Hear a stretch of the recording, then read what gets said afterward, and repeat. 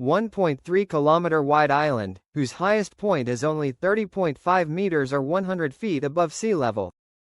This begs the question, how and why did such an isolated island form, with its center being 169 kilometers or 105 miles from the nearest major landmass? The answer relates to glaciers. While you might be wondering what on earth I am talking about as there are no glaciers anywhere nearby, hear me out. As a glacial advances across a landscape, it scrapes away at rock terminal moraine in front of the moving ice, while also pushing any loose pre-existing rock in front of it, forming a large mass of material.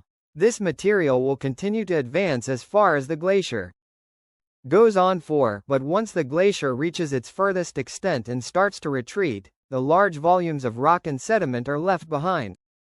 This forms what is known as a terminal moraine. Note the shape of a typical terminal moraine, long and thin. Note how it looks somewhat like Sable Island? Well, that is because Sable Island is a massive terminal moraine deposit. Laurentide ice sheet. The glacier in question it formed in association with was the massive Laurentide ice sheet, which approximately 20,000 years ago covered almost the entirety of Canada, including the actual entirety of eastern Canada, where it was up to 4,000 meters or 2.5 miles thick. Additionally, due to all of the water which got locked up in glacial ice during the last glacial maximum, worldwide sea levels 20,000 years ago were far lower, specifically about 125 meters or 410 feet below the modern sea level.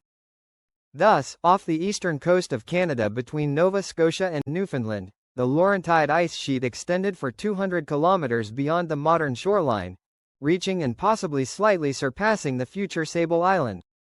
As this massive ice sheet retreated, disappearing from the future island site at a minimum 12,000 years ago, it left behind large volumes of sediment in a large terminal moraine.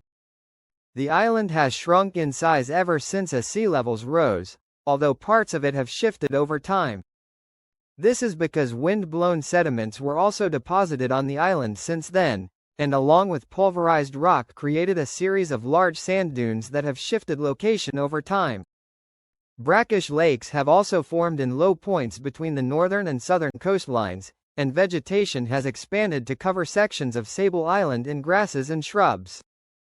Sable Island horses. In the 1700s, horses were released on the island, and today approximately 500 feral horses roam an area of 31 square kilometers or 19.3 square miles.